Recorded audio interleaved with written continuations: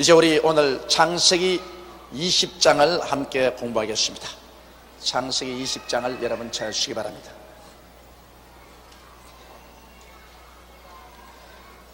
제가 읽겠습니다. 아브라함이 거기서 남방으로 이사하여 가데스와 술 사이 그랄에 우하며. 왜 아브라함은 자꾸 이렇게 이동했느냐 하면은 아브라함의 생업이 목축입니다. 목축이라는 것은 짐승떼를 기르기 때문에 언제나 풀이 많은 곳을 찾아서 늘 이진을 합니다. 그렇기 때문에 아브라함은 평생을 한 곳에 완전한 집을 짓고 머물지 아니하고 끊임없이 천막 속에 살면서 풀이 많은 곳을 따라서 짐승을 이동하면서 살았었습니다.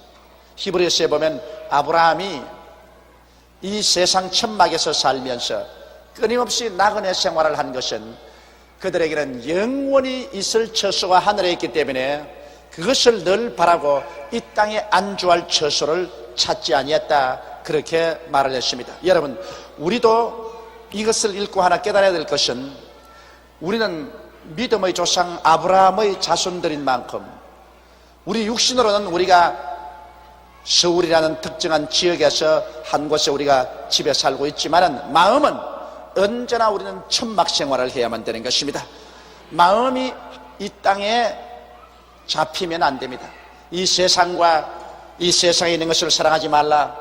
이 세상에 있는 것은 모두 다 육신의 정욕과 안목의 정욕과 이 세상 자랑뿐이요, 그곳에서는 하나님의 사랑이 없다고 말하셨습니다. 이러므로 여러분, 우리는 이 땅에서 살면서도 우리의 마음은 언제나 천막을 치고 살아야 하는 것입니다. 언제고 하나님이 부르시면 털털 떨어버리고 미련 없이 떠날 수 있는 마음의 천막 생활, 이것을 잊지 말아야 되는 것입니다. 이 세상에 돈이나 집이나 명예나 권세, 이 세상 것에 잡혀가지고서 여기가 좋사오니 여기에 우리 영원한 장막을 치고 살겠다 하면 그 사람 신앙 잃어버리고 마는 것입니다. 우리가 대통령이 되든 장관이 되든 국회의원이 되든 이거 다 인생을 살아가는데 바람같이 왔다가 안개같이 사라질 것밖에 없는 것입니다. 그것은 잠시 우리 몸에 걸쳐놓는 액세서리에 불과하는 것입니다. 우리의 갈 곳은 이미 정해져 있습니다. 우리의 영원한 처소는 우리 주 예수께서 준비하신 하늘나라인 것입니다. 여러분과 나의 주소는 이미 결정되어 있습니다. 여러분과 나는 이 땅에서 어떠한 경우에도 행인과 나그네의 인생을 살아가고 있는 것입니다. 우리는 다 행인과 나그네요. 나그네가 한 자리에 주저앉으면 그때부터 나그네 생활은 거쳐버리고 마는 것입니다. 이러므로 아브라함이 언제나 천막을 옮겨가며 살은 것처럼 여러분과 저도 언제나 우리 마음속에 천막 속에 살면서 어느 순간이고 하나님이 오라고 하시면 그들 치워버리고 갈 수 있는 마음의 자세가 이루어져야 될 것이고, 또 이 세상에 절대로 어떠한 것인지 마음이 잡혀서는 안 됩니다. 여러분, 돈이 아무리 좋아도 돈에 잡히면 그만 그 신앙을 잃어버립니다. 돈에 잡혀서 안 돼요. 지위에 잡혀서도 안 되고 명예나 권세에 잡혀서도 안 됩니다. 그런 것은 여러분 잠시 잠깐 후에 사라져버리고 마는 것입니다. 우리가 마음을 언제나 잡아놓아야 될 것은 우리 주 예수 그리스도인 것입니다. 할렐루야. 우리 속에 와 계시는 예수님만이 우리에게 보배입니다. 영광의 소망입니다. 예수님 이외에 모든 것은 헛되고 헛되며 또 헛되고 헛된 것입니다. 예수님 안에 있는 것만이 유일하고 예수님 밖에 나가면 그것은 모두 다 안개 구름이요 허상에 불과하지 실상이 아닌 것입니다. 허상을 잡고서 날뛰는 사람은 결국에는 큰 영혼의 상처를 입고 마는 것입니다. 그 다음 2절에 보면 그 아내 사라를 자기의 누이라 하였으므로 그랄 왕 아비멜렉이 보내어 사라를 취하였더니, 참 큰일은 큰일입니다. 너무 인물이 좋은 부인도 데리고 다니지 말아야 될 것이, 이 사라가 기가 막히게 이뻤습니다. 그러므로 이 아브라함은 그 누이를 데리고 다니는데 굉장히 부담이 되었어요. 왜냐하면 요 사이는 사회가 안정되고 국가와 사회에 법이 있지 않습니까? 그는 옛날에 유목 생활할 때 무슨 법이 있습니까? 힘센 놈이 가서 빼앗으면 되는 거예요. 그렇기 때문에 그 아내가 대단히 이뻤으므로 언제고 힘센 사람이 와서 빼앗아갈지 모릅니다. 이러므로 아브라함은 전전긍긍했습니다. 또 더구나 그 아내 사라 때문에 아브라함은 사람이 많이 사는 곳에 함께 우하지 못하고 언제나 외톨이로 돌아다닌 것이 틀림이 없습니다. 왜냐하면 남자들이 많은 곳에 가면 자연적으로 그 아내 때문에 고통을 당하게 되므로 사람들이 없는 곳으로 전전하고 다녔음에 틀림이 없는데, 그가 술 사이의 그랄에 우거하는데 그랄 왕 아비멜렉이 사라를 보니까 굉장히 이쁘거든. 그래서 자, 이판저판입니다. 사라를 아내라 하면은 아브라함을 죽이고 빼앗을 것이고, 사라를 누이 동생이라고 하면은 시집을 보내서 빼앗을 것이고, 이판저판으로 뺏기는 겁니다. 그런데 우리 하나님의 친구라고 하는 아브라함이 진짜로 살든지 죽든지 흥하든지 망하든지 성하든지 세하든지 하나님을 믿는 믿음을 가졌었으면 하나님의 천사가 그를 보호해 주었을 것이라고 나는 생각이 되는데, 여러분, 여기에서 우리가 배워야 될 것은 아무리 믿음의 조상이요 우리보다 탁월하게 믿음이 강한 어른도 역시 사람인지라 마음에 허약함이 있다는 것입니다. 하나님이 자기와 사라를 지켜줄 것을 믿을 수 없기 때문에 얼마 전만 하더라도 애굽에 내려가서 바로에게 자기 동생이라고 해서 자기 아내를 시집 보낸 경험이 뼛속에 사무치게 지금도 살아있는데도 불구하고 또다시 그는 아비멜렉에게 자기의 아내를 여동생이라고 말한 것입니다. 그러므로 사람은 무척 강한 것 같아도 실제 또 무척 약합니다. 이러므로 우리가 신앙이 아주 좋은 사람이 갑자기 넘어질 때 저 사람 신앙이 좋은 사람이 왜 넘어지느냐, 저 사람 가짜 신앙이 아니냐, 그렇게 우리가 부지어서는 안 됩니다. 사람이 신앙이 굉장히 강한 것 같으면서도 또 어떤 경우를 당하면 무척 연약해가지고서 쓰러질 때가 있는 것입니다. 이러므로 우리는 항상 예수 그리스도를 붙잡고 굳센 신앙으로 살려고 애를 쓰면서 주위에서 넘어지거들랑 그 가서 짓밟아버리지 말고 붙들어서 이렇게 줘야만 되는 것입니다. 신앙으로 넘어지는 사람 여러분 짓밟아버리는 것, 그건 정말 가혹한 일입니다. 왜냐하면 자기 발로 짓밟았으면 나중에 자기도 짓밟히게 된 것입니다. 이 세상 한평생 살면서 자기는 절대로 안 넘어진다고 큰 소리 할 사람 아무도 없는 것입니다. 모두 다 연약에 쌓여있기 때문에 그런 어떤 환경에 처하게 되면 그 사람도 넘어질 위험이 있는 것입니다. 그러므로 우리는 항상 넘어진 사람이 있으면 기도해주고 붙들어서 다시 이렇게 세워주고, 자기는 넘어지지 않도록 간절히 기도하고 늘 조심해야 될 것인 것입니다. 우리 하나님께서는 여러분과 나를 끝까지 사랑하셔서 우리가 회개하고 돌아오면 받아서 살리는 역사를 하나님 하시는 것입니다. 하나님은 죽이지 않습니다.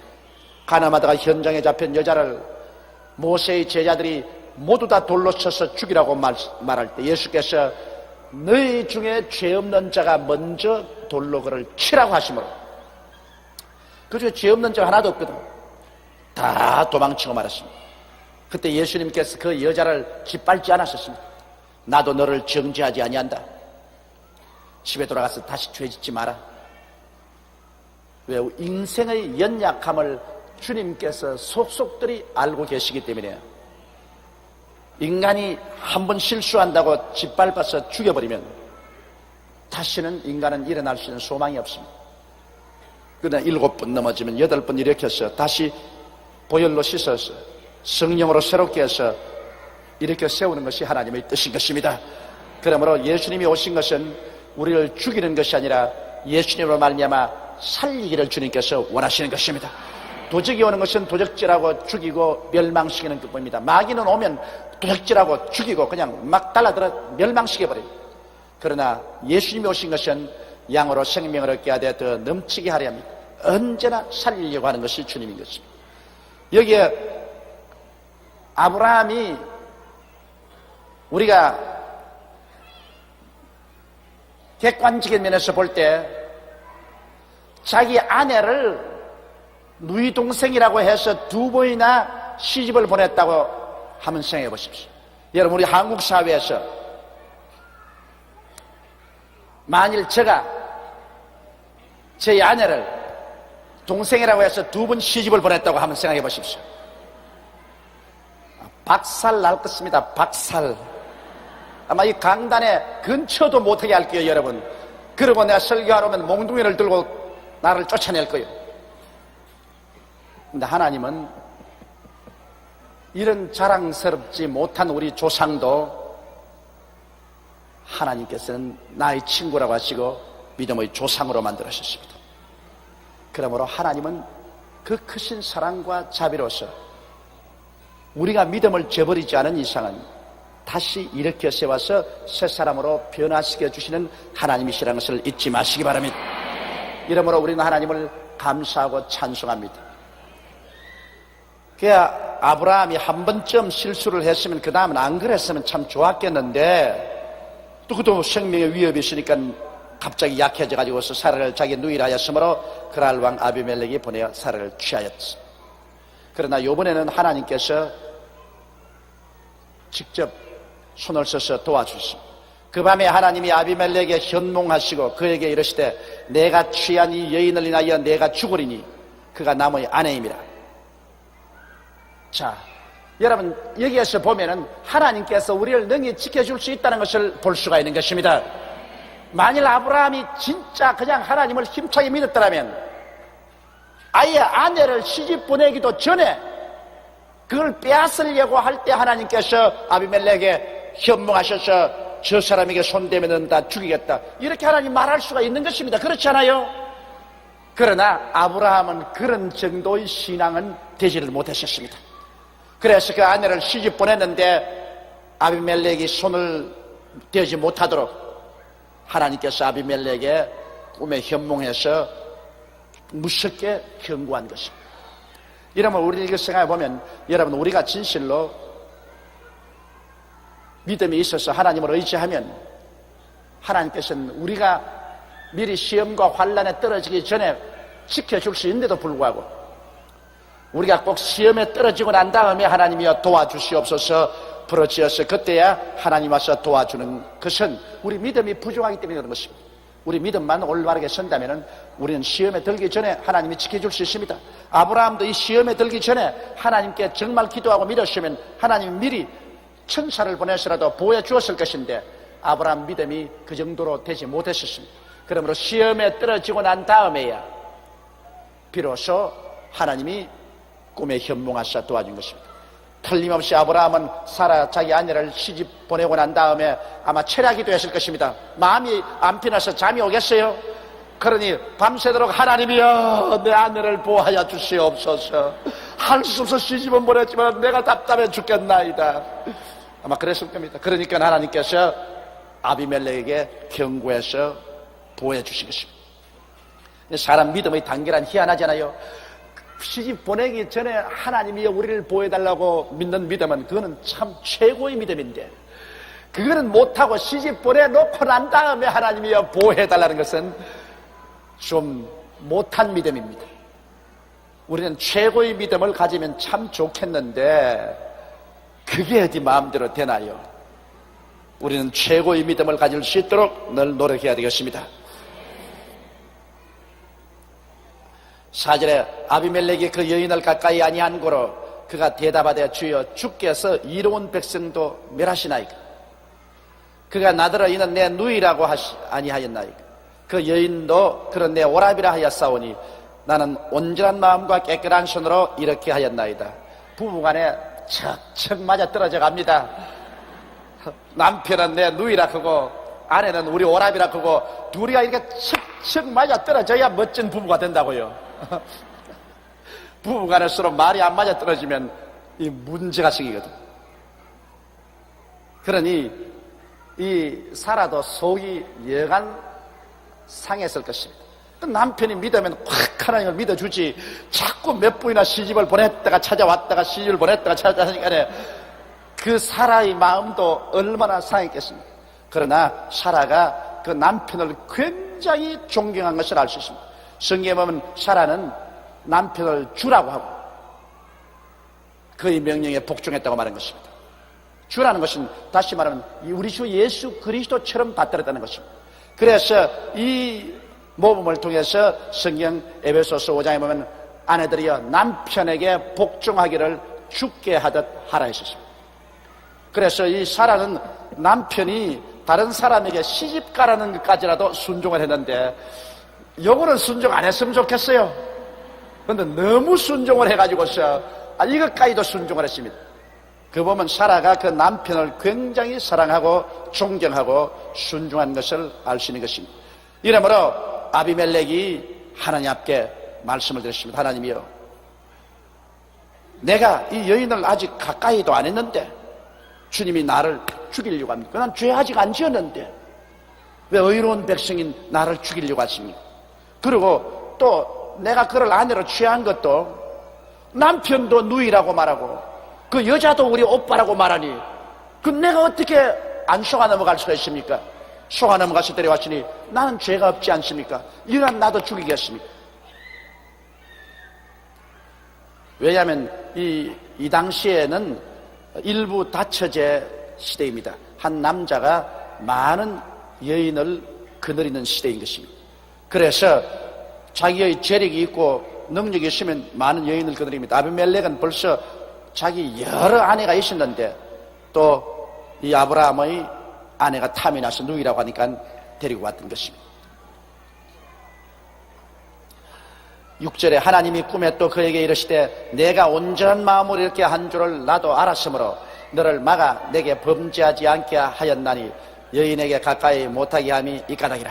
그래서 하나님 말하기를 내가 너 꿈에 나타난 것은 네가 마음에 온전한 마음으로 처녀인 줄 알고 그를 아내로 받아들였기 때문에 내가 너를 구출하려고 그랬다. 네가 범죄함으로 말미암아 내가 너를 치지 못하도록 너를 도와주려고 내가 꿈에 현몽한 것이다. 네가 나무 아내인 줄 알고 강제로 빼앗았으면 그건 뭐 죄이니까 내가 반드시 너를 쳤겠지만은 나는 그걸 모르고 처녀인 줄 알고서 너 아내로 받아들이려고 했으므로 내가 너를 불쌍히 여겨서 너를 살리려고 현몽한 것이다. 이제 그 사람의 아내를 돌려보내라. 그는 선지자라. 그가 너를 위하여 기도하리니 내가 살려니와 내가 돌려보내지 않으면 너와 내게 속한 자가 다 정령 죽을 줄 알지니라. 이야, 하나님 참 멋있죠? 요 사이도 종종 그렇게 좀 해주시면 좋겠어요. 옛날에는 하나님이 제깍제깍 그렇게 해주시는데 요 사이는 그냥 막 우리 교회가 억울한 일을 당하고 주의 종들이 억울한 일을 당해도 하나님 말씀을 빨리 안 해주시는 것 같아. 이야간 우리 하나님께서는 이게 참 멋있습니다. 활 하나 안 쏘고 칼 한 번 안 쏘고도 하나님께서 적을 굴복시킬 수가 있지 않습니까? 그러므로 이제 그 사람의 아내를 돌려보내라. 아브라함은 선지자다. 그래서 네가 잘못했다고 사과하고 가면 그가 너를 위해서 기도를 해주면 너와 내 가족들이 다 살거니와 그런 사람은 죽는다. 여기 보십시오. 하나님께서 선지자를 얼마나 존경하는지 보십시오. 이제 그 사람의 아내를 돌려보내라. 그는 선지자라. 그가 너를 위하여 기도하리니 내가 살리니라 했습니다. 그러니까 기도 안 하면 안 살려주겠다는 겁니다. 그러므로 하나님은 선지자를 통해서 역사하는 것입니다. 선지자가 너를 위해서 기도를 해주면 내가 그 기도를 듣고 너를 살려주거니와 너가 선지자가 너를 위해서 기도 안 해주면 내가 죽여버리겠다. 너를 죽여버리겠다. 이거 무서운 일 아닙니까? 그러므로 성경 말씀에 나의 기름 부은 자에게 손을 대지 말라는 말이 있는 것입니다. 여러분, 주의 종에게 손대지 말아야 돼요. 그 무슨 내 조용기가 주의 종이라고 해서 내가 이런 말 스스로 보호하려고 하는 말은 아닙니다. 주의 종은 잘났든 못났든 하나님께서 기름을 부은 선지자입니다. 그렇기 때문에 선지자에게 손대지 말아야 됩니다. 저는 30년의 목회를 통해서 내가 가만히 보니까 아주 제가 이 총회장도 했지 않습니까? 10년 동안 제가 하나님의 성에 총회장도 했는데 내가 보기에도 아주 못난 목사입니다. 아이고 저거 막 싶은 생각이 나는 그런 못된 목사인데 그 못된 목사를 쫓아내려고 집사들이 주일날 올라가서 멱살을 잡고 잡아 당기고 쫓아내고 했는데, 나중에 지나고 보니까 그 주일날 올라가서 목사님 멱살을 잡아 당긴 그 재직이나 그때 올라간 사람들이 다 박살망해버려. 그냥 자식이 죽고 가정이 이혼을 하고 사업이 다 무너지고 아주 박살망해. 나 그거 보고 아주 겁이 나고 몸이 떨릴 때, 그래서 저는 늘 하는 말이 있습니다. 어느 교회 가든지 주의 종하고 마음이 안 맞거들랑 보따리 싸고 떠나버려. 그 교회 아니면 교회가 없나? 거기 주의 종하고 싸우지 마라. 주의 종이 잘못하면 하나님이 치신다. 주의 종이 잘못하면 그는 하나님이 반드시 치십니다. 그러나 기름 부은 자에게 손을 대면 그것은 그 사람에게 손을 대는 것이 아니라 하나님의 권위에 대한 도전을 하는 것입니다. 하나님에 대한 권위에 대한 도전을 하기 때문에 하나님께서 분노하신 것입니다. 나는 옛날에 이런 이야기를 들었습니다. 우리 한국에 나와서 일한 피더슨이라는 선교사이신데 아주 몸이 좋았어요. 몸이 아주, 자기가 자랄 때도 자기는 아주 몸이 좋고 형님은 몸이 갈래갈래 했어요. 그런데 형님하고 마음이 안 맞아가지고 학교에서 들어붙어가지고서 형하고 동생하고 싸울 때가 있는데, 하루는 학교 가서 형하고 자기가 붙어가지고서 이게 붙이면서 둘이가 막 멱살 잡고 싸우는데, 다른 사람들이 와가지고서 형이 동생 때린다고 달라들어가지고 형을 두들겨 때리기에 일어나가지고서 형을 때리는 애들을 잡아가 막 죽도록 때려줬어요. 그 걔들이 말이야, 야 미쳤나? 너가 얻어맞게 너도 오려고 그랬는데.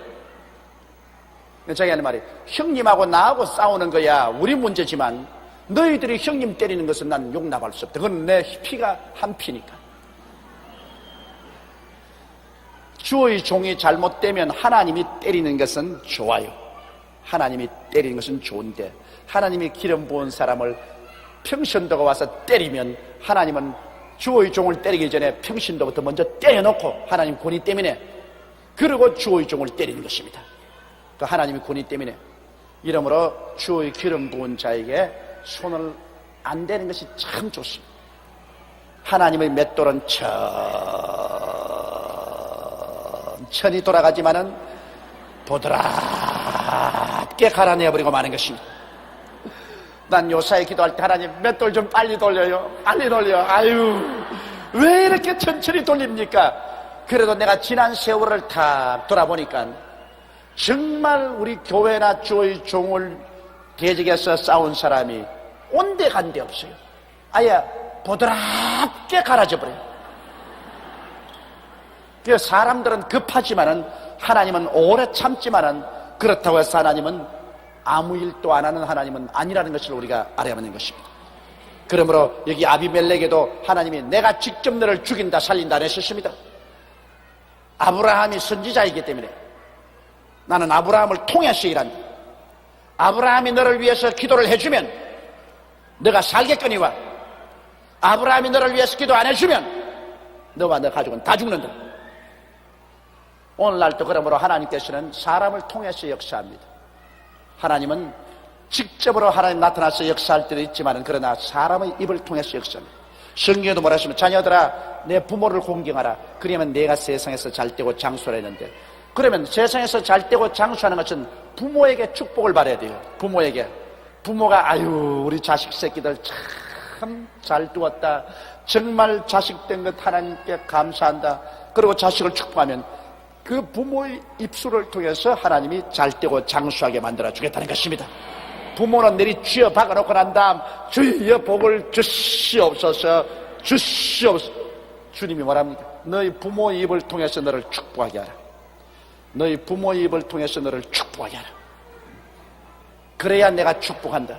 부모의 입을 통해서는 탄식과 저주를 하게 하고 난 다음에 내가 어떻게 너를 직접 축복하느냐. 그걸 꼭 잊지 말아야 되는 것입니다. 그러므로 아비멜렉은 별 돌이 없이 살자면은 이제 아브라함 가서 기도를 받아야 되겠습니다. 아비멜렉이 그 아침에 일찍 일어나 모든 신복을 불러 그 일을 다 말하여 들리며 그 사람들이 심히 두려워했더라. 왜 두려워하느냐? 다 죽겠다 했으니까. 너와 내게 속한 사람 다 죽였다니까 아비멜렉뿐 아니라 그 신하들까지 다 죽였다니까.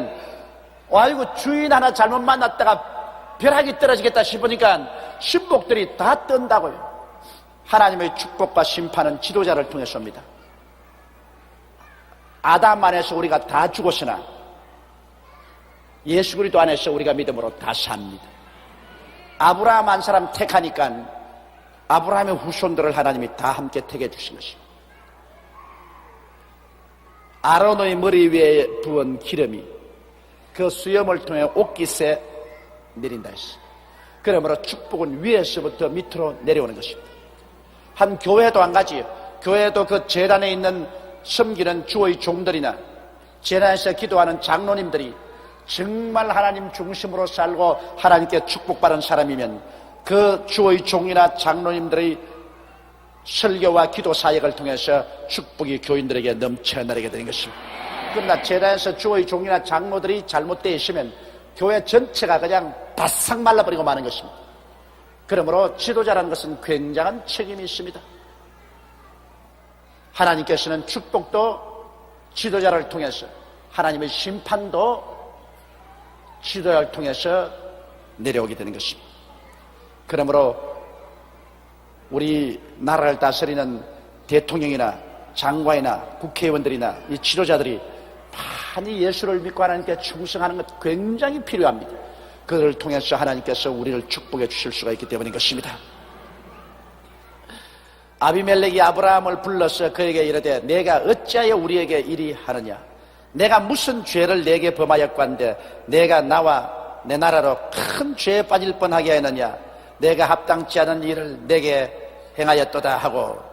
아비멜렉은 이렇게 말할 만하죠. 아브라함 만나서 세상에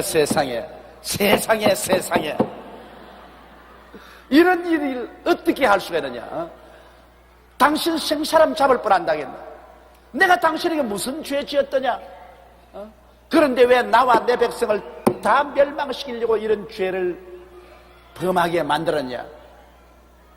너무나 당신 원망스럽다. 그건 아비멜렉으로서는 그렇게 말할 만합니다. 청천 하늘에 병력 떨어진 것 같으니까. 아비멜렉이 또 아브라함에게 이르되 내가 무슨 이견으로 이렇게 했느냐. 그게 간단하죠. 내가 무슨 이견으로 이렇게 했느냐.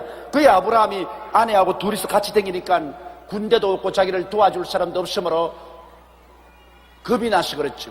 다른 이견이 있나. 그런데 아브라함은 하나님을 믿는 사람인데 겁이 나서 그렇게 했던 말은 차마 체면이 있어 못하지 않겠어요? 아브라함이 가로되 이곳에서는 하나님을 두려워함이 없으니 내 아내를 인하여 사람이 나를 죽일까 생각하였으며. 자, 여기에서 아브라함의 신앙이 크게 좀 궤도에서 벗어났습니다. 여기에는 사람들이 하나님을 두려워하지 않기 때문에 그냥 무법천지로 와서 나를 죽일 것이라고 생각했다는데요. 여러분, 하나님은 하나님을 두려워하는 사람들에게만 역사하는 하나님이고 하나님을 두려워하지 않은 사람 속에는 하나님은 역사하지 않은 하나님이 아닌 것입니다. 하나님은 하나님을 사랑하는 사람이나 사랑하지 않은 사람이나 하나님을 두려워하는 사람이나 두려워하지 않은 사람이나 그 가운데 하나님이신 것입니다. 하나님은 하나님을 두려워하고 사랑하는 사람에게는 자손 1000대까지 복을 주고 하나님을 두려워하지 않고 하나님 앞에 지만지만이 행하는 사람에게는 3대까지 하나님이 저주하시는 것입니다. 하나님은 절대 주권자인 것입니다. 절대 주권자가 무슨 사람이 믿어주니까, 사람이 안 믿어주니까, 사람이 사랑해주니까, 두려워하니까 하나님이 역사한다, 그런 건 없습니다. 하나님은 당신 뜻대로 행하시는 것입니다. 절대 주권적인 의지를 가지고 있어요. 당신 원하는 대로 해요. 살리고 싶으면 살리고 죽이고 싶으면 죽이는 것입니다. 축복하고 싶으면 하고 저주하고 싶으면 저주하는, 하나님은 절대 주권을 가지신 하나님인 것입니다. 이런 절대 주권적인 하나님을 아브라함이 믿지를 못하고 사람들이 하나님을 두려워하지 않기 때문에 무법천지로 자기를 죽이고 아내를 빼앗을까 두려워했던 것입니다. 또 실상 내용을 보면은 형제는 형제요, 또 그는 실로 나의 이복 누이로서 내 처가 되었습니다. 아브라함의 아버지 데라가 아브라함의 어머니가 죽고 난 다음에 다시 장가들었습니다. 그래서 낳은 딸이 바로 사라입니다. 그러니까 이것은 아버지는 같고 어머니만 틀립니다. 이복 동생이죠. 요 사이야 여러분 이복 동생하고 결혼할 수 있나요? 어림도 없죠. 일본에는 사촌끼리는 결혼해요. 미국도 사촌끼리는 결혼해요. 우리 한국에는 사촌 어림도 없지. 우리 한국 법에는 아마 8촌까지인가 그렇게 될 겁니다. 그런데 아브라함은 자기 이복 누이 동생하고 결혼을 하게 된 것입니다. 아브라함 보기에도 자기 이복 누이 동생이니까 굉장히 눈부시게 이쁘고 하니까 아이고 남 줄 거 있나? 내가 데리고 살자. 그리고 데리고 사는 것 같습니다. 이러므로 그가 실상은 동생임에는 틀림이 없습니다. 아브라함이 완전한 거짓말을 한 것은 아닌데, 그러나 결혼을 했으면 아무리 옛날엔 동생이라도 결혼을 했으면 이제 아내지 왜 결혼하고 난 다음에도 동생 하고 되기나 말이에요. 그게 이제 아브라함의 이중인격인 것입니다. 그가 신앙이 강할 때는 내 아내고 신앙이 약해지면 내 동생이고 사태가 좋을 때는 내가 데리고 살고 사태가 나쁘면 시집 보내고 아주 귀에 걸면 귀걸이 코에 고면 코걸이 편리하게 됐어요. 편리하게. 그러나 실상은 그렇게 하면 안 되죠. 또 그는 실로 나의 이복누이로서 내 처가 되었습니다. 하나님이 나로 내 아비 집을 떠나 두루 다니게 하실 때 내가 아내에게 말하기를 이후로 우리의 가는 곳마다 그는 나를 그대의 오라비라 하라. 이것이 그대가 내게 베풀 은혜라 하였었노라. 참 시집은 가기는 갔지만은 무거운 부담을 가지고 시집을 갔습니다. 또 아브라함이 이렇게 말한 이유가 있습니다. 그 부인이 애꾸눈이라든지 그렇지 않으면 좀 이렇게 삐뚤어지지 했으면 그렇게 걱정할 필요가 없어요. 그러나 아브라함 보기에도 그 부인이 너무 눈부시게 잘났는지라. 그래서 결혼하고 난 다음 자기 누이요 자기 아내가 된 사라에게 말하기를 자 당신 너무 이쁘다. 그러므로 당신을 데리고 다니면 틀림없이 사람들이 너를 빼앗으려고 한다. 그리고 나를 죽일 것이다. 그러므로 내게 큰 은혜를 베풀어서 사람들 없을 때는 내 아내가 되고 사람들이 있는 곳에서는 내 누이 동생이 되어줘. 그래서 남편과 오라버니 소리를 함께 사용해달라고 부탁을 했습니다. 그리고 또 그 부인이 또 그렇게 그 부탁을 받아서 아주 착실하게 연극을 잘 해주었습니다. 아비멜렉이 양과 소와 노비를 취하여 아브라함에게 주고 그 아내 사라도 그에게 돌려보내고, 가만히 보니 아브라함이 돈 버는 것은 순전히 마누라 시집 보냈다가 도로 채떡하면서 돈 벌었어. 이 마누라 또 톡톡이 본 사람이 이 아브라함이에요. 왜냐하면 애굽에 내려갔을 때도 빈손 들고 아무것도 없이 내려갔다가 바로에게 마누라 시집 보냈다가 나올 때는 소와 말과 양과 노비와 은과 금이 풍부했다고 말했습니다. 그 다음에 또 아비멜렉에게 시집 바로 보냈다가 또 데리고 와가지고서 또 여기에 양과 소와 노비를 취하여 아브라함에게 주었다 했으니까 이 아브라함이 부자 된 것은 부인 덕분에 되었어. 그래서 내가 가만히 보니까 이 장가 잘 가야 부자가 되는 모양이라. 부인 덕분에 우리 믿음의 조상이 이렇게 잘 살아요. 그러니까 실상은 아브라함이 한 행위가 좋지 않지만은, 그러나 여러분, 우리 한국 속담에 재수가 없으면 넘어져도 코 깨진다 그러는데, 이 복을 받은 사람은 넘어져도 코가 하나 더 붙어와요. 그러니까 하나님이 같이 계시면 우리가 잘못한 일까지라도 합동하여 선을 이루게 만들어 주신 것입니다. 하나님을 사랑하는 자 곧 그 뜻대로 부르심을 입은 자들에게는 모든 것, 잘한 것뿐 아니라 자기가 실수해서 잘못한 것까지라도 나중에 합동하여 유익이 되는 것입니다. 이것은 예수 믿는 사람 이외에는 이런 말을 할 수가 없어요. 예수 못 믿는 사람은 잘된 것은 잘된 것이고 못된 것은 절대로 못된 것입니다. 그러나 하나님께서는 우리를 불쌍히 여기셔서 잘한 일도 축복으로 돌리시고 못된 일조차도 그것이 오히려 이게 나중에 도움이 되고 축복이 되도록 만드는 것이 우리 하나님의 역사인 것입니다. 이러므로 예수 믿는 사람은 절대적으로 긍정적인 마음을 가집니다. 현재 내 눈앞에서 모든 일이 뜻대로 안 되었다고 해서 큰 부정적이 되고 원망을 하고 탄식을 하지 말고, 현재 내게 쓰고 잘못된 체험이 왔을지라도 나는 이 일이 어떻게 좋아질지 몰라도 하나님 역사는 무궁무진하니까 오히려 그 가운데서도 하나님이여 이 좋지 아니한 것을 인하여 감사하나이다, 슬픈 일을 인하여 감사하나이다. 성경에는 우리 예수 믿는 사람에게는 범사에 감사라고 말씀한 것입니다. 범사란 좋은 일도 있고 나쁜 일도 있는 것입니다. 좋은 일만 감사하라는 것이 아니라 나쁠 때도 감사하라. 나쁜 일도 감사하면 하나님께서 합동하여 유익을 이루어 주시는 것입니다. 그 사람이 여러분 참 좋은 것은 할렐루야 하기 좋지만 어려울 때 하나님께 감사한다는 것, 그 여간 믿음이 아닌 것입니다. 그러나 어려울 때 여러분께서 원망하지 말고 감사 기도를 드리면 희한하게 그것이 나중에 기적으로 나타나기 시작하는 것입니다. 자기가 상상할 수 없는 좋은 일로 나타나기 시작하는 것입니다. 그러므로 여러분은 어려울 때 감사하십시오.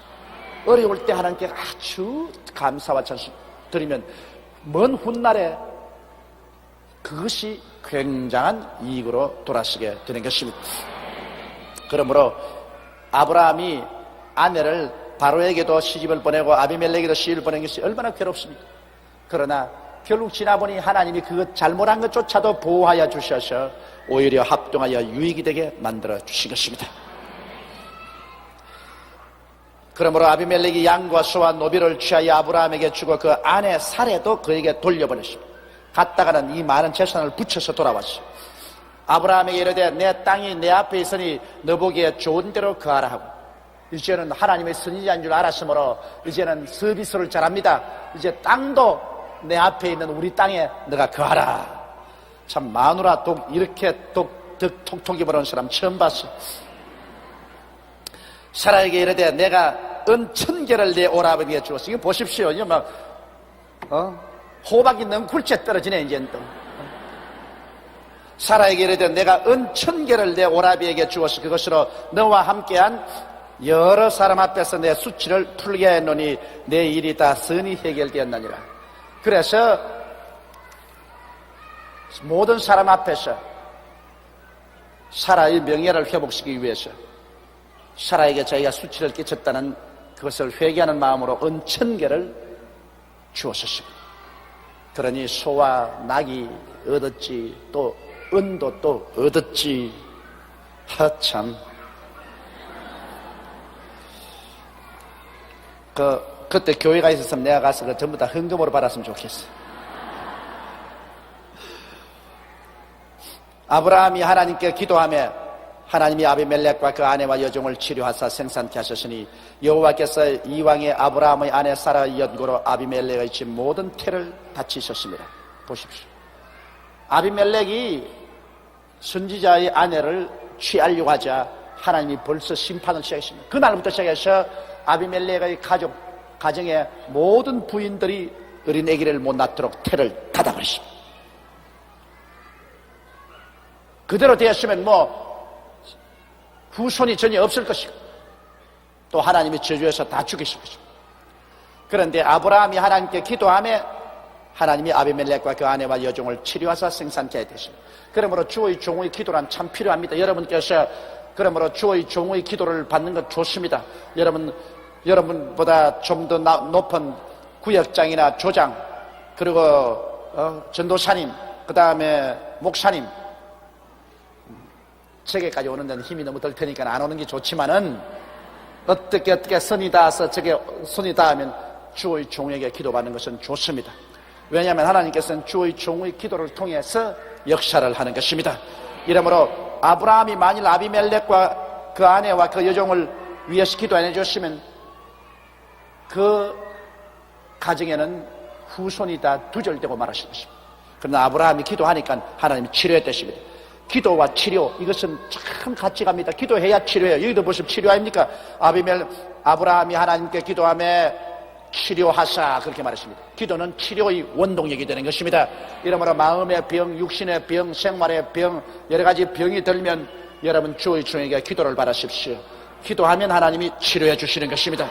기도 안 하면 치료 안 해주시는 것입니다. 하나님이 치료해 줄 것 같지만은 기도 안 하는데 하나님이 왜 치료해 주셔요? 오늘날 또 하나님은 기도를 통해서 우리 영육 간의 치료의 능력을 베풀어 주시는 것입니다. 자, 조금 더 할까 그만둘까요? 조금 더 하기를 원하시면 한번 손 들어봐주세요. 그럼 좀 더 합시다. 그러면 21장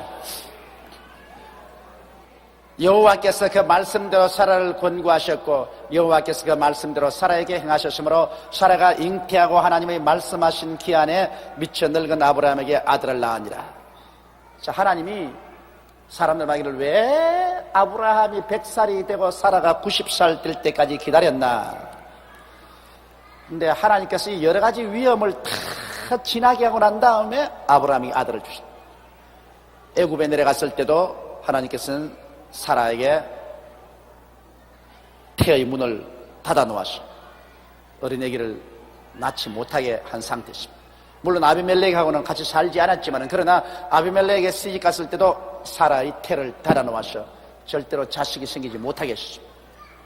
그러나 이런 위험이 애굽의 위험이나 이 아비멜렉의 위험이 다 지나고 난 다음에 이제 그런 위험이 없게 되었을 때 그때 하나님께서 사라의 태를 열으셨다.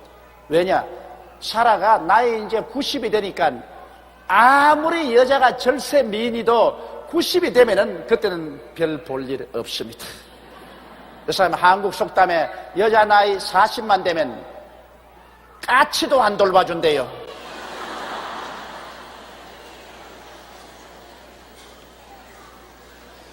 우리 교회 자매님 한 분이 와서 그 이야기를 해요. 목사님, 정말 내가 너무 억울해요. 50대 우리 자매입니다. 우리 저녁에 식사를 하면서 무슨 이야기를 하는데 대학교 다니는 아들이 하는 말이 뭐냐면 어머니 종로 내거리에요. 어머니하고요 돈 1,000원하고 떨어지면요 돈 1,000원 주워가지 어머니 안 주워갑니다 그러더라고요. 세상에 너무나 억울하다고 말이지요. 사람을 어떻게 보고 이러냐. 목사님, 내가 아직까지 그래도 아직 청춘인데 우리 아들이 그렇게 취급한다고 그래서 내가 집사님 생각에 청춘이지 내가 봐도 돈 1,000원 주어가지 집사님 안 주어가겠습니다. 와이고 그랬다고 뿔을 내가지고서 목사님조차 그런 말을 한 적이 있어. 사실이죠. 어찌할 도리가 없지 않습니까? 인생이란 그런 겁니다. 제가 그렇게 말했습니다. 그 사라도 하나님께서 한참 젊고 이쁠 때는 어린애기를 못 낳게 했어요. 그건 왜냐하면 이런 위험이 자꾸 있기 때문에. 그러나 이제 나이 90이 되어서 이제 공짜로 갖다 줘도 내버릴 나이가 되니까 아무도 안 돌봐줄 때 그때 이제 태를 열어가 애따 이제는 진짜 너 아내다 이제는 아들 낳아라. 그래서 아브라함 100세 사라 90세 아들을 낳은 것입니다. 그러니 참 어지간한 기적이 아니고는 이런 일이 일어날 수가 없는 것입니다. 그래서 하나님이 말씀하신 것은 여러분 환경과 그 몸의 느낌에 관계가 없습니다. 눈에는 아무 증거 안 보이고 귀에는 아무 소리 안 들고 손에 잡힘이 없어도 하나님 말씀대로 이루어지는 것입니다. 여기도 보십시오. 여호와께서 그 말씀대로 사라를 권고하셨고 여호와께서 그 말씀대로 사라에게 행하셨으므로 할렐루야. 말씀에 써야 돼요. 말씀에. 믿음이란 하나님 말씀에 쓰는 것이 믿음이지 우리가 환경을 바라보거나 우리 감각에 쓰면은 그건 믿음이 아닙니다. 믿음이란 그저 하나님 말씀만 부여잡고 이 세상이 뒤엎어지더라도 하나님 말씀만 잡고 나아가는 것이 믿음인 것입니다.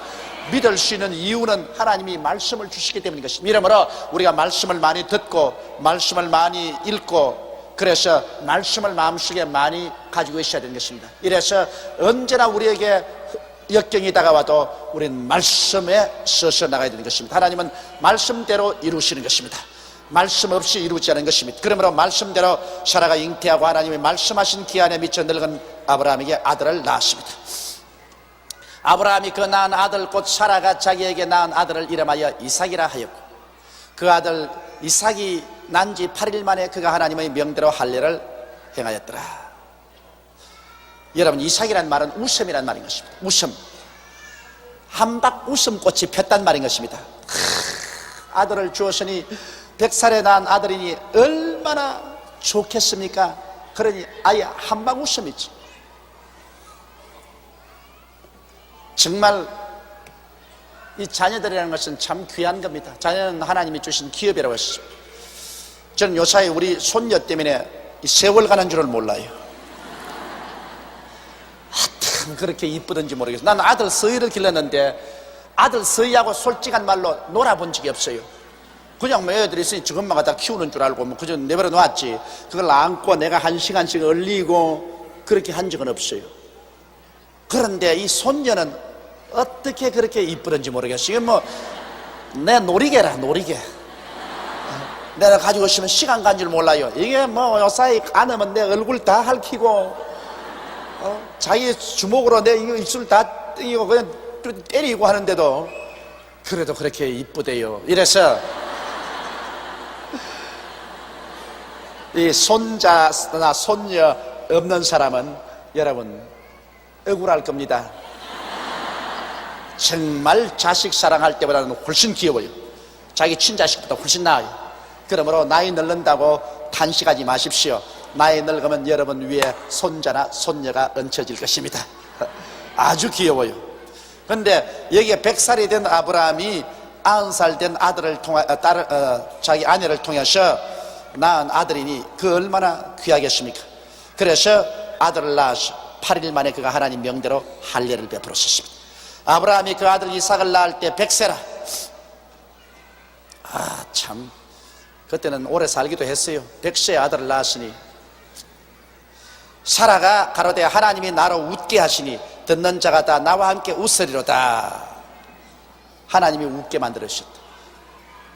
옛날엔 사라보고 어린 아기가 있을 것이라 할 때 사라가 웃었습니다. 그때는 기가 막혀서 웃었는데 이제는 너무너무 좋아서 웃었습니다. 그래서 하나님이 나로 웃게 하시니 듣는 자가 다 나와 함께 웃으리로다. 또 가로되 사라가 자식들을 젖먹이겠다고 누가 아브라함에게 말하였으려마는 아브라함 노경에 내가 아들을 낳았다 하니라. 자, 얼마나 자랑스럽겠습니까? 한평생을 아들을 못 낳아줘가지고서 하갈 첩까지 붙여주어서 이스마엘까지 낳아놓고 그 마음의 고통과 괴로움을 당했는데 100살 된 남편에게 90살 된 사라가 아들을 낳아서 젖을 먹이며 있을 때 그 남편 앞에 얼마나 떴더라고 자신이 있겠습니까? 뭐 이제 내가 이 집에 들어와서 못 해준 건 뭐가 있어? 내가 2번 시집 갔다 와가 돈 벌어줬지. 그러고 난 다음 아들까지 낳아줬지. 이제 내가 당신에게 못한 일 뭐 있어? 아니 어깨 쫙 펴고 살 수 있게 되었으니 이야, 참 하나님께서 사라를 정말 귀하게 여겨주신 것입니다. 뭐 서양에는 그렇지 않지만 동양에는 자식을 못 낳으면 아주 그 집안에 들어와서 큰 죄를 지은 것처럼 되고 말잖아요. 그런데 자식을 낳아줬으니 뭐 할 일 다 했죠. 얼마나 좋습니까? 아이가 자라매 젖을 떼고 이삭의 젖을 떼는 날에 아브라함이 대연을 베풀었더라. 젖 떼는 날에 뭐 참 기뻐가지고서 큰 잔치 베풀어서 동서사방의 사람들 다 모아놓고 기뻐하고 즐거워한 것입니다. 그러니까 여기 내가 보니까 이삭을 젖댔다 하니까 아마 5, 6살쯤 됐을 것이에요. 옛날에는 여러분 이 젖을 일찍이 안 떼서 요 사이야 애들이 엄마 젖을 몰라요. 왜냐? 항상 우유 꼭지만 가지고 먹여놓으니까 엄마가 있어도 엄마 젖도 안 만져요. 엄마 젖이 뭔지 의미를 몰라요. 근데 그거 볼 때 오히려 불쌍했어요. 우리는 어릴 때 엄마 젖을 먹고 엄마 젖을 잡고 이렇게 살았기 때문에 내내 엄마나 할머니 보면 젖밖에 생각이 안 나요. 나는 내내 할머니 젖 쭉쭉한 그 젖 밤에 늘 빨고 그래 그거 늘 만지고 그러고 살았어. 그러니 우리에게는 아주 젖이 굉장한 놀이개였고 그 아주 축복이었는데, 내가 우리 손녀를 보니까 젖을 몰라요. 젖을. 이 지금마가 전부 우유 꼭지로만 먹여놓으니까 할머니가 앉는데 내가 손녀 보고 할머니 젖 좀 만져라, 할머니 젖 좀 만져라 해도 손을 털어버려요. 그거 그게 뭔지 몰라가지고 자기 밥통인 줄 모르고 말이야. 그런데 사실은 어머니 젖을 먹이는 것이 좋습니다. 왜냐하면 어머니 젖이 거기에 어린아이를 아주 건강케 하는, 그리고 이 병에 들지 않은 면역적인 그 면역소가 많이 들어있기 때문에 어머니 젖을 먹고 자라는 애들은 아주 병에 강합니다. 병에 강하고 또 심리적으로 안정되어 있습니다. 어머니가 늘 안고 이렇게 먹이기 때문에. 근데 요 사이는 막 전부 소젖을 먹여놔가지고 소가 어머니야. 소가 어머니. 이런데 요 사이는 대개 이 소는 이 성장 촉진제를 먹여요. 소 사료에 소가 빨리 자라도록 성장 촉진제를 먹이고 또 젖 많이 나오도록 촉진제를 먹였기 때문에 그 젖에도 촉진제가 있어가지고 요새 우유 먹으면 애들이 막 이렇게 되잖아요. 이 촉진제가 붙어가지고 아주 비정상적으로 뚱뚱해지고요, 비정상적으로 빨리 자란다고. 그게 좋지가 않다고요. 그게 좋지 않아요. 그래서 요새 우유 먹고 자란 애들 달덩어리처럼 좋다 하는데 그 달덩어리 좋은 거 아니라 촉진제가 들어와서 그렇다고. 소 속에는 그 아주 실제로 알고 보면 그 대단히 좋지 않습니다. 근데 우리 학교 다닐 때 보니까 학교 갔다가 집에 와가지고서 책부따리 던져놓고 국민학교 1학년 때 자기 어머니 일하는데 뛰어가지고서 엄마 젖 해가지고서 젖 빨아먹었습니다. 그때 7살까지 시골에서는 젖 먹었. 그러니 여기 아브라함의 아들 이삭이 얼마나 이쁘겠습니까? 사라가 보기에 그 뭐 이뻐서 견딜 수가 없었기 때문에 틀림없이 아마 6살까지 젖 먹였을 거라. 6살까지 이빨이 다 나오도록. 그래서 아주 완전히 자랐을 때까지 젖을 먹였을 거죠. 그래 이제 젖 때는 날에 아브라함이 큰 잔치를 베풀었는데 사라가 본즉 아브라함의 아들 애굽 여인 하갈 소생이 이삭을 희롱하는 자. 그날 잔치에 보니까 첩에서 낳은 아들 이스마엘이 이삭을 데리고서 희롱을 해요. 농을 걸고 조롱을 해요.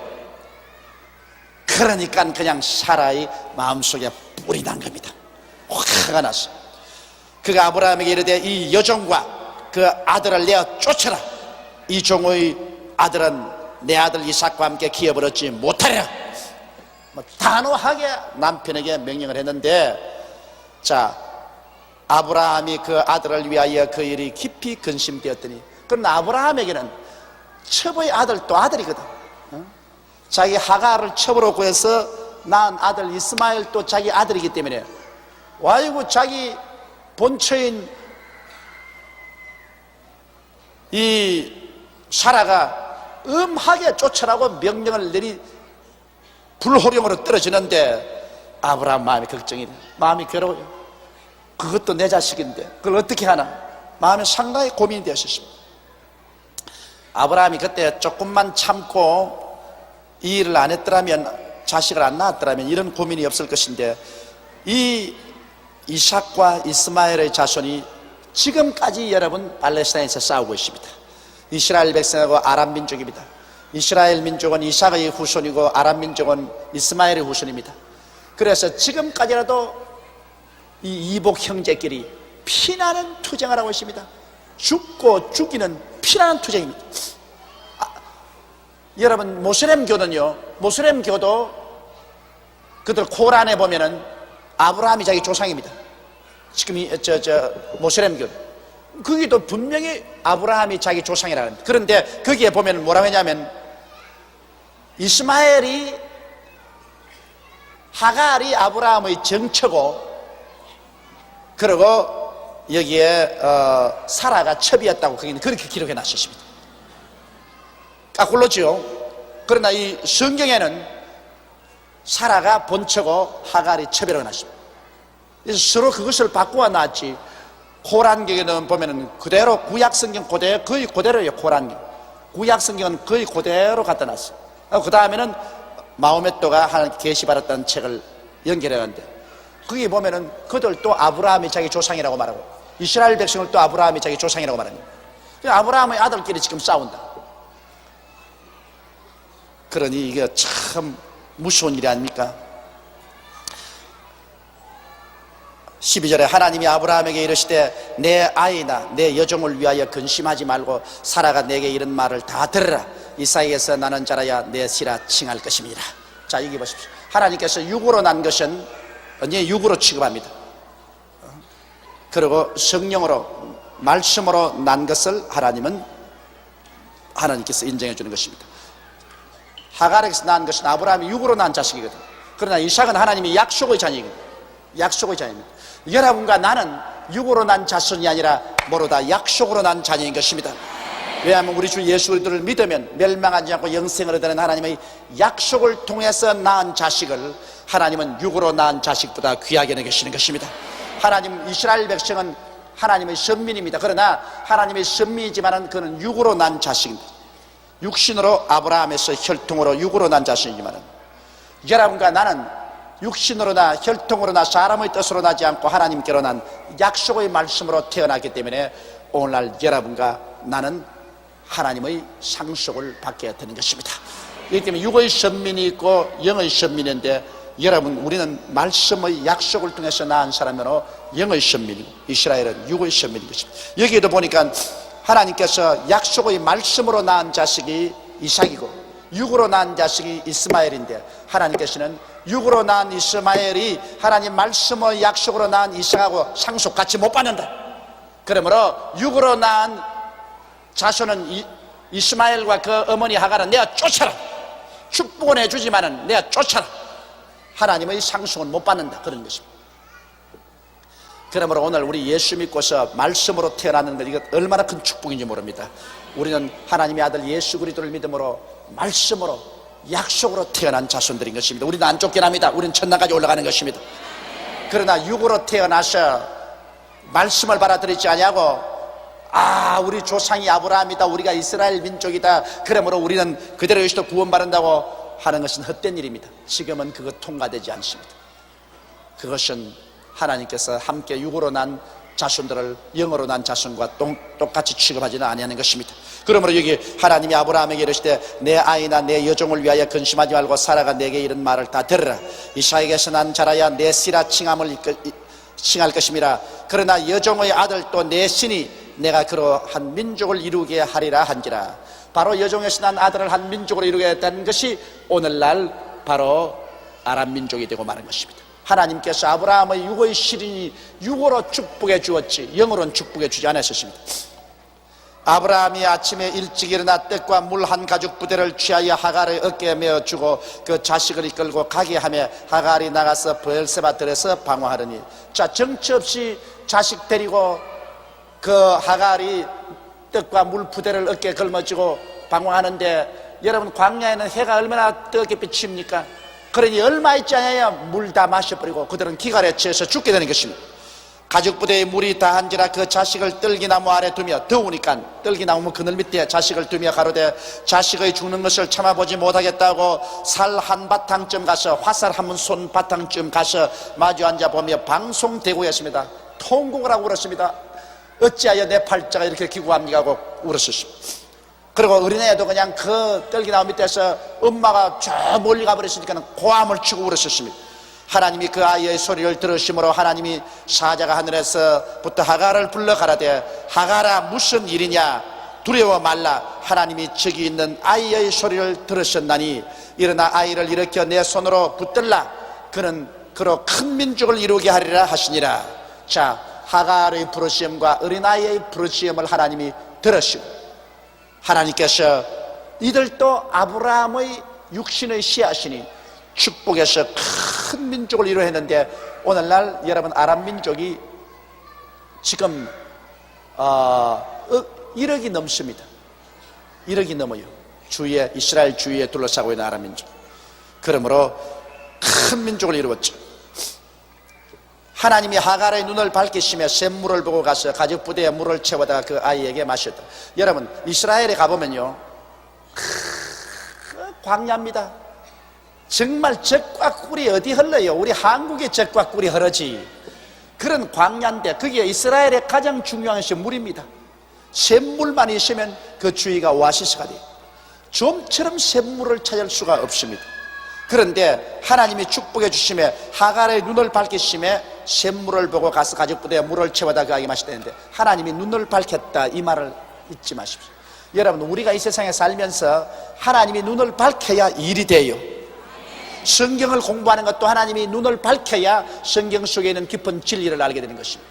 사업을 하는 사람도 사업에 하나님이 눈을 밝혀줘야 돈 벌 수가 있어요. 눈을 캄캄한 눈을 가지고는 돈 못 벌지. 하나님 사업의 눈을 열어주시오. 무슨 일을 하든지 하나님께서 우리에게 눈을 밝힌다는 것은 하나님이 지혜를 주시는 것입니다. 하나님은 그런 능력이 계셔요. 그러므로 우리가 그 나라와 그 일을 먼저 구하라, 그리하면 이 모든 것을 내게 더하시라고 했는데, 우리가 하늘나라와 하늘일을 먼저 구하고 하나님을 따라가면 하나님이 우리의 눈을 밝혀 주시는 것입니다. 그래서 전에는 아무리 봐도 절대로 눈에 안 보이던 것이 하나님이 눈을 밝히면 모든 일을 성공적으로 해나갈 수 있는 길이 척척척 눈에 보이는 것입니다. 이 눈을 밝힌다는 것 정말 중요한 것입니다. 하갈의 눈을 밝힘에 그게 샘물이 있는 것을 보았습니다. 전에는 안 보였는데 샘물을 보고 가죽 부대에 물을 채워다가 아이에게 마시고, 하나님이 그 아이와 함께 계심에 그가 장성하여 광야에 가며 활수는 자가 되었더라. 하나님이 그 아이와 함께 계심에, 여러분, 하나님이 우리와 함께 계셔야 됩니다. 하나님이 우리와 함께 계시면 우리가 무슨 일을 하든지 형통하게 되는 것입니다. 우리 예수 믿는 사람에게는 하나님이 함께 해주겠다고 약속했습니다. 볼지어다 세상 끝날까지 내가 너와 항상 함께 하리라. 너희 두세 사람이 내 이름으로 모인 곳이라 나도 너희와 함께 하리라. 그러므로 우리가 하나님을 진실로 사랑하고 섬기고 하나님이 함께 하시면, 하나님이 함께 하는데 왜 우리가 망해요? 여러분, 하나님은 실패한 적이 없으니까 하나님과 함께 하는데 어떻게 인생을 실패할 수가 있어요? 하나님은 성공이십니다. 하나님은 형통이십니다. 그러므로 하나님과 함께하면 하나님의 성공과 하나님의 형통 속에 우리가 생활할 수 있는 것입니다. 우리는 언제나 마음이 긍정적이고 적극적인 마음을 가지고 살 수 있는 것입니다. 그것은 왜냐하면 하나님이 함께 하시기 때문인 것입니다. 이야, 하늘과 땅을 지으신 하나님이 함께 하시면 여러분 무엇이 두렵겠습니까? 우리 예수 믿는 사람들은 하나님이 함께 하겠다는 약속이 있기 때문에 여러분 가슴을 펴고 강하고 담대하십시오. 강하게 담대하고 하나님, 언제나 하나님의 뜻을 찾고 하나님의 뜻이 우리 마음속에 깨달아지는 걸 쫓아서 그 뜻대로 행하면 하나님이 늘 우리를 이끌어 주시는 것입니다. 그가 파란 광야에 거할 때 그 어미가 그를 위하여 애굽 땅 여인을 취하여 아내를 삼게 하였더라. 그래서 어머니가 이제는 장성한 아들을 위해서 아내를 삼고, 그래서 그게 12방백이 태어난 것입니다. 12족속이 바로 이 이스마엘을 통해서, 그건 틀렸습니다. 12방, 이스마엘을 통해서 12방백이 아닙니다. 이스마엘을 통해서 오늘날 이 아람 민족들이 태어나게 된 것입니다. 때 아비멜렉과 그 군대 장관 비골이 아브라함에게 가로되 내가 무슨 일을 하든지 하나님이 너와 함께 하시도록. 가만히 보니까 그 아비멜렉과 그 군대 장관 비골이 보니까 아브라함이 하는 일마다 되거든. 하는 일마다 짐승의 새끼를 낳으면 하나도 안 죽고 그대로 다 자라고, 아브라함이 뭐 씨를 뿌리니까 하나도 안 마르고 다 잘 되고, 아브라함이 손대는 것마다 잘 된단 말이야. 그래서 야, 이거 보통 사람이 아니구나. 내가 무슨 일을 하든지 하나님이 너와 함께 하시다. 여러분, 하나님이 우리와 함께 하시는 것이 안 믿는 사람에게 증거가 돼야 되는 것입니다.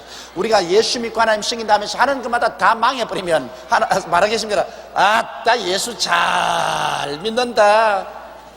너 예수 우리 안 믿는 사람도 이렇게 괜찮은데 뭐 예수 믿다면서 그게 뭐야? 그렇게 합니까? 그러나 여러분께서 예수를 믿고 하나님을 전도하는 사람으로서 모든 면에서 하는 것마다 하나님이 같이 계신 증거가 다 나타나면 사람, 이야, 정말 하나님이 같이 뭐가 다르구나, 예수 믿는 게 다르구나, 그렇게 말할 것입니다. 이러므로 우리는 하나님이 우리와 같이 계신 것을 우리 생활 가운데 나타내 달라고 우리가 늘 기도를 드리십시다. 하나님이 우리와 같이 계신 증거를 나타내 주시옵소서. 여기 하나님이 같이 계신 것을 이 사람들이 보고서 아브라함에게 또 찾아온 것입니다. 왜냐하면 겁이 나거든. 아브라함이 이제 창대해져 가지고서 나중에 자기 나라와 자기의 백성들을 해칠까 싶어서 미리 언약을 맺자는 것입니다. 그런즉 너는 나와 내 아들과 내 손자에게 거짓되이 행치 않기를 이제 여기서 하나님을 가리켜 내게 맹세하라. 내가 내게 후대한 대로 너도 나와 너희 머무는 이 땅에 행할 것이니라. 그래서 아브라함이 자꾸 창대해지니까 이거 가만두었다가 나중에 적이 되면 안 되겠단 말이에요. 그러므로 나와 맹세해서 우리 자손과 우리 손자까지라도 화평하게 지내자. 그 언약을 맺자는 것입니다. 바로 아브라함이 힘이 있으니까 아비멜렉이 와서 이제는 아브라함에게 계약을 맺자는 겁니다. 아비멜렉의 종들이 아브라함의 우물을 넉탈한 일에 대하여 아브라함이 아비멜렉에 책망했습니다. 아브라함이 우물 파는데 아비멜렉의 종들이 와서 우물을 빼앗은 것을 책망하니까 아비멜렉이 가로되 누가 그리하였는지 내가 알지 못하노라. 너도 내게 고하지 아니하였고 나도 듣지 못하였더니 오늘이야 들었노라. 그 전에 나 몰라서 그랬다는 것입니다. 아브라함이 양과 소를 취하여 아비멜렉에게 주고 두 사람이 서로 언약을 세우니라. 아브라함이 7 암양 새끼를 따로 놓으니 아비멜렉이 아브라함에게 이르되 이 7 암양 새끼를 따로 놓으면 어쩌면요. 아브라함이 가로되 너는 내 손에서 이 암양 새끼를 7을 받아 내가 이 우물판 증거를 삼으라 하고 두 사람이 거기서 서로 맹세하였으므로 그곳을 브엘세바라고 이름하였더라. 그래서 거기 아비멜렉하고 아브라함이 서로 언약을 맺고 언약 맺은 증거로서 선물을 서로 바꾸었습니다. 그 옛날에는 주로 짐승을 선물로 주었습니다. 그래서 그 짐승이 새끼를 낳고 또 새끼를 낳은 그 짐승이 언제나 살아있는 것이 증거가 됩니다. 언약을 맺은 증거가 되는 것입니다. 그때는 우물물이 얼마나 중요했던지 우물물 가지고 전쟁까지 일어난 것입니다. 그러면 아브라함이 자기 판 우물은 자기 것이니까 이거 증거하라고 그 증거로 암양 새끼 7을 따로 준 것입니다. 그들이 브엘세바에서 언약을 세우며 아비멜렉과 그 군대 장관 비고을은 떠나 블레셋 족속의 땅으로 돌아갔고 아브라함은 브엘세바에 에셀나무를 심고 거기서 영생하시는 하나님 여호와의 이름을 불렀으며 그가 블레셋 족속의 땅에서 여러 날을 지냈더라. 아브라함은 그곳에서 비로소 좀 이제 안정이 되었습니다. 가정도 안정이 되고 이제는 자기의 아들도 자라고 또 첩과 그 아들도 이제 떠나가고 가정이 좀 정리됐어요. 그래서 아브라함은 거기에서 영생하시는 하나님 여호와의 이름을 불렀더라 했습니다. 영생하시는 하나님. 여러분, 하나님은 죽지 아니하십니다. 하나님은 과거나 현재나 미래나 언제나 살아계신 하나님인 것입니다. 하나님에게는 시간이 없어요. 하나님은 젊지도 않고 늙지도 아니하시는 것입니다. 영생하시는 하나님인 것입니다. 그런데 그 영생하신 하나님께서 우리가 예수 믿을 때 그 하나님의 생명을 우리에게 주셨습니다. 누구든지 저를 믿으면 어떻다고요? 멸망하지 않고 무엇을 얻는다고요? 이 영생을 얻으리라는 것은 하나님의 생명을 얻으리라는 것입니다. 할렐루야. 그러므로 예수 믿지 않은 사람에게는 이 영생이 없어요. 영생은 하나님의 생명입니다. 그러나 예수 믿는 사람에게는 영생이 있어요. 이건 하나님 생명입니다. 헬라어로 말하면 이 영생은 조에라고 말합니다. 한번 따라 말하세요. 조의 생명이 영생 하나님의 생명입니다. 예수 안 믿는 사람의 생명은 헬라어에는 푸스케라 했습니다. 한번 따라 말해서 푸스케. 푹 사라진다고 푸스케입니다. 푸스케라는 생명은 육신의 생명입니다. 육신이 죽으면 함께 없어지는 혼의 생명, 이것은 푸스케라고 합니다.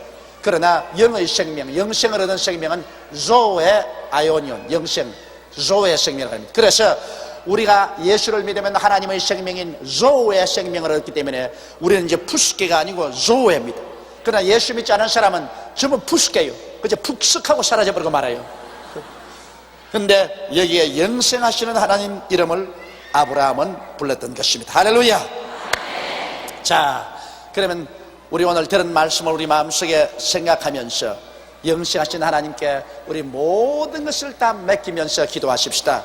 아브라함은 그 일생에 하나님께 모든 것을 맡기고 믿지 못했으므로 여러 가지 시험과 환난을 당했지만은 우리는 크고 작은 인생의 문제를 하나님께 기도로서 완전히 맡기고 하나님이 기적을 베풀어 줄 것을 기대하십시다.